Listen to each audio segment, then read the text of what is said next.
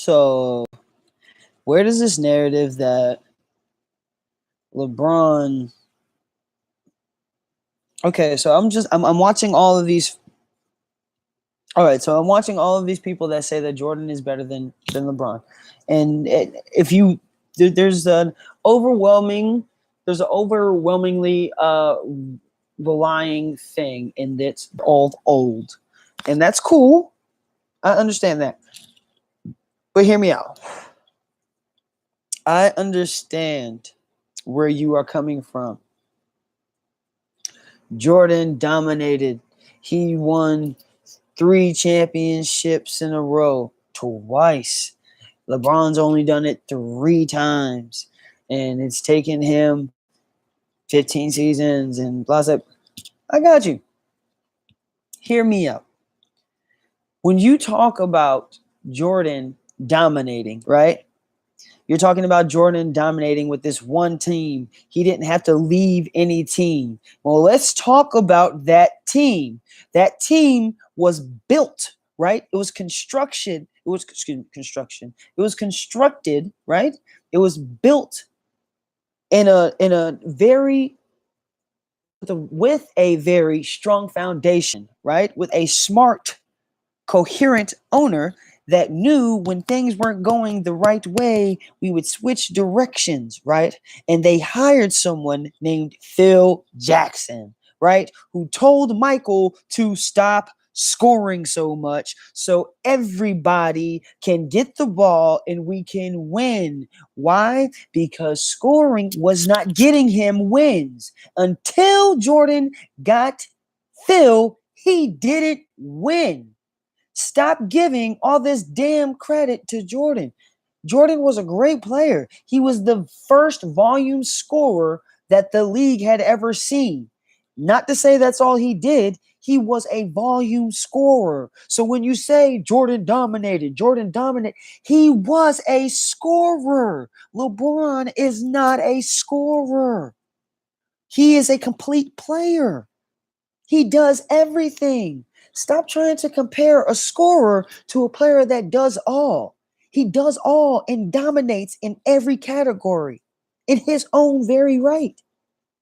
What do you mean? You can't say, well, he did I'm gonna tell you right now, from the 3-point line inside, yes, Jordan was that guy. From free throw, from elbow down, he was that guy. You want to know why? He could jump high in his hands. Stop saying that he wasn't athletically gifted. His hands were so freaking huge, he could manipulate the ball. And if you want to talk about defense, he had his hands to move the players where he wanted to. He can't do that now. Let Jordan try to play in this type of defense and see if he can hold LeBron. There's no way. There's no way. Now have us go back then and see if LeBron can hold Michael. Then what? Well, I mean, we got tape of what happens when somebody with LeBron's similar size and height holds Michael happens. But y'all don't want to go back and talk about that film now, do we? It angers me when you don't add in the exterior influences that happen in these things. Like Jordan didn't have another top 50 greatest player of all time playing with him. An NBA journeyman in Horace Grant, who's won multiple championships with multiple organizations. Dennis Rodman, one of, if not the arguably greatest rebounder ever in the game. These people were part of this system. It's mind-boggling that you try to compare him to a player that is a walking system. That is the difference between LeBron and Michael. Michael was a system player while LeBron is the system. When you welcome LeBron James, you're welcoming his system.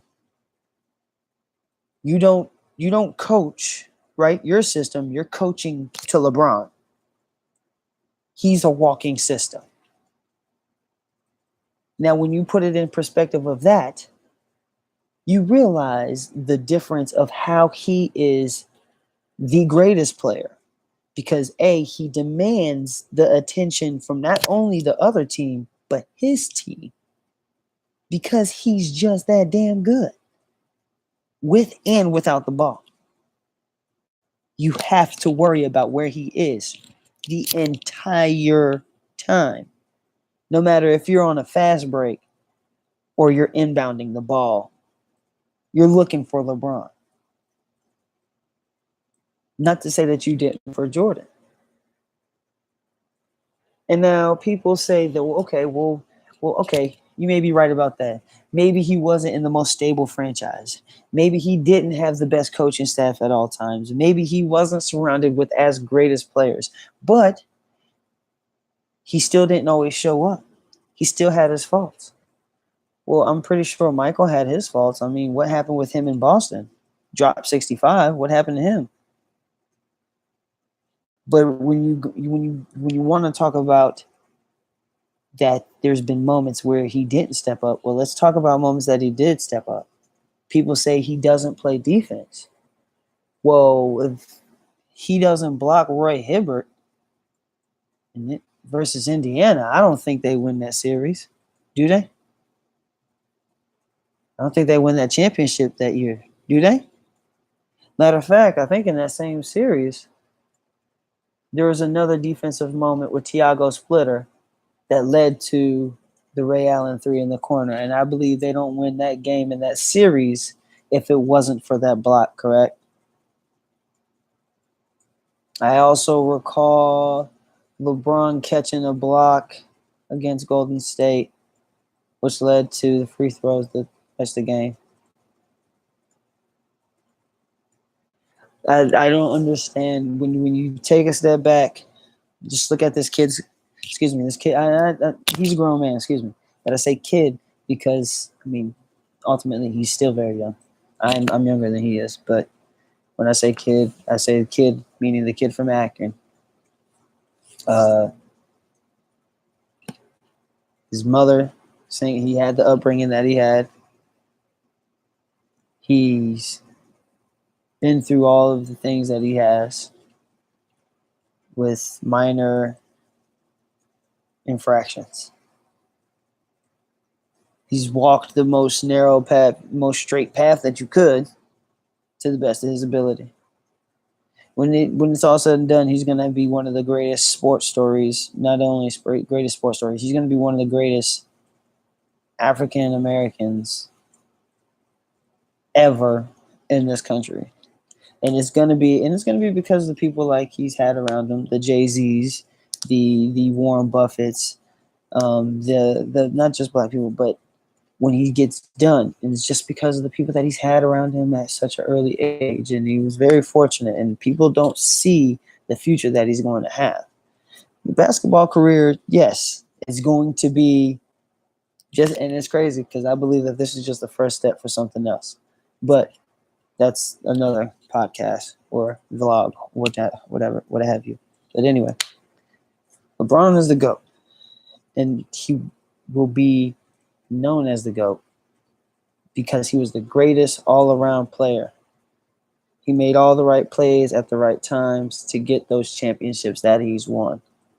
The reason why he couldn't stay with that franchise is because franchises aren't are way more, I can say franchises now are way more equitable than they were back then.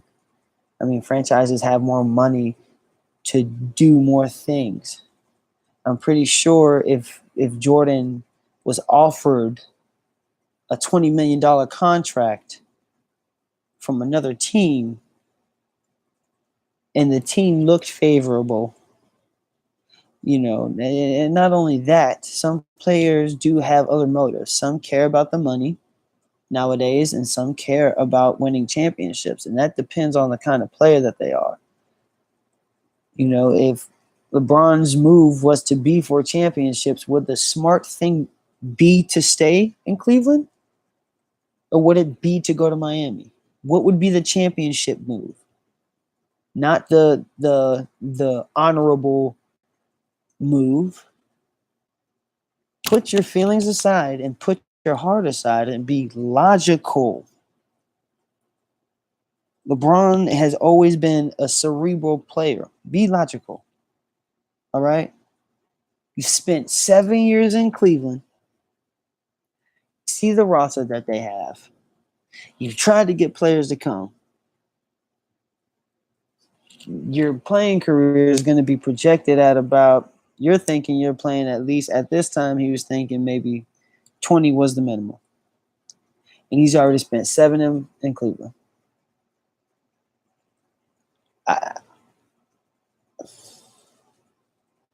I gotta go. I'll be back. But I gotta feel what it's like. And he brought that feeling home with him.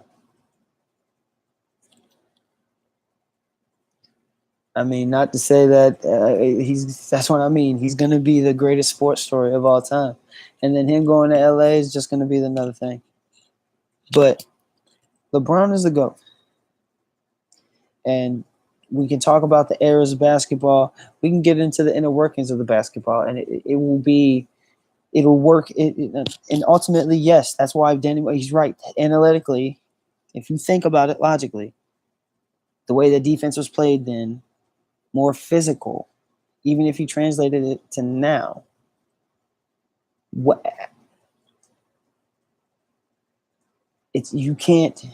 have to use numbers. You literally have to use numbers, because to think of how Magic Johnson would match up with LeBron, you'd have to take that in the numbers. That'd be science. I mean, it'd be a great matchup to see the greats of all time matching up. That's why people play 2K, to see those things and do things like that and see simulations like that. But LeBron is the GOAT, period. And it's simply because he's never had a stabilized franchise. Right? Franchise that he was at wasn't a good market. It wasn't lucrative. And I'm sorry, I don't mean to be disrespectful, but it's Cleveland. I mean, Chicago, there's a market. There's a huge market in Chicago. It's a big city. Cleveland is not a big city. And Jordan was very fortunate to be drafted by Chicago. Second, he never had a good coach. He's never had someone like Phil Jackson. He's never had a Greg Popovich or even a Rick Carlisle for that. And I don't mean any disrespect to any other coaches out there, but I'm just naming a couple coaches that have been with some organizations for some time. But he's never had a coach that had a philosophy in the sense of where he could sit back and play within the coach's frame. And thirdly, and most importantly, he never quit on the game of basketball, no matter how heavy it got. I mean, this dude's been he's been an Olympian multiple times. And he's been into 8, and I think that's kind of why he stopped playing Olympic basketball, is because I think he's seen how much basketball he could win and how long he could be able to sustain that success in the East. And that's ultimately why he stopped, is because he was going to be doing it for a while, and he did 8 seasons straight. And that's an accomplishment, and it's a great accomplishment, and one that's not easy to do. And not just to do by himself, but with multiple organizations. LeBron is going to be the first player to that's why he will say that he is better than Jordan. That's how he will be able to say it, is because you can't say anything about me because I've won. You can say I've missed X amount of championships, but I've won one championship at least at every organization I've been with. I have brought banners to 3 cities. And he will be the finals MVP for all three cities. And he's just going to be like, I have brought banners to eat. I have brought parades to three cities. Don't talk to me. Like you can't say you won't be able to say anything. Like, all right, I brought a championship to Cleveland. I brought a championship to Miami. He's gonna be the hottest basketball. And I brought one to LA. Well, Jordan gonna be like, I won 6 in Chicago. He's gonna be like, all right, I brought 2 to LA, 2 to Miami. And I brought one to Cleveland. Cleveland ain't saying 1 to 50.